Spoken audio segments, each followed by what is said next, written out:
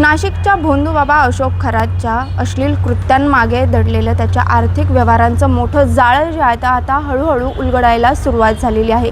त्याचे जे सगळे आर्थिक व्यवहार जो सांभाळत होता त्याच्या चार्टर्ड अकाउंटचं म्हणजेच CAचं कार्यालय हे पुण्यात असल्याची खळबळजनक माहिती समोर आलेली आहे। मी आता याच पुण्यातील त्याच्या स्वारगेटच्या या कार्यालयाबाहेर आहे।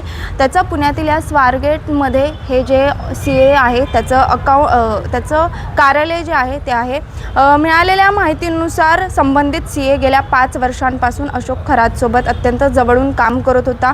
खरातने स्थापन केलेल्या ईशान्येश्वर मंदिर ट्रस्टवर या CAने 5 वर्ष विश्वस्त म्हणून काम पाहिले। सध्या तरी तो या ट्रस्टवर नसला तरी खरातच्या साम्राज्यातील प्रत्येक पैशाचा हिशोब या CAच्या माध्यमातून पूर्ण व्हायचा अशी महत्त्वाची माहिती देखील या मिळालेली आहे। तसंच अशोक खरातने केवळ आध्यात्मिक क्षेत्रातच नव्हे तर रिअल इस्टेटमध्येही मोठी गुंतवणूक केली आहे। त्याच्यामुळे गेल्या 5 वर्षात खरातने कुठे कुठे जमिनींचे व्यवहार केले होते, त्या व्यवहारांचा पैसा कोणाकडून आला आणि गुंतवणुकीच्या नावाखाली किती लोकांची आर्थिक फसवणूक केली, या सर्व प्रश्नांची उत्तरे पुणेकरी या पुण्यातील CAकडे असण्याची दाट शक्यता आहे। त्याच्यामुळे खरातच्या नावावर असलेल्या आणि बेनामी मालमत्तेची सर्व माहिती या CAकडे दडलं असल्याचं बोललं जाते आणि तशीच मोठी चर्चा सध्या पुण्यात सुरू असल्याचं पाहायला मिळतं आणि या प्रकरणात हा मोठा ट्विस्ट आल्याचं आपण म्हणू शकतो। त्याच्यामुळे एकंदरीतच आता नाशिक पोलीस या चार्टर्ड अकाउंटंटची चौकशी करणार का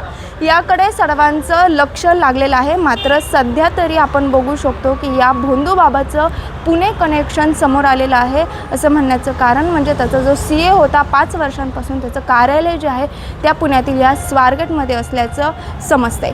शिवानी लकडे, टाइम्स ऑफ महाराष्ट्र, पुणे।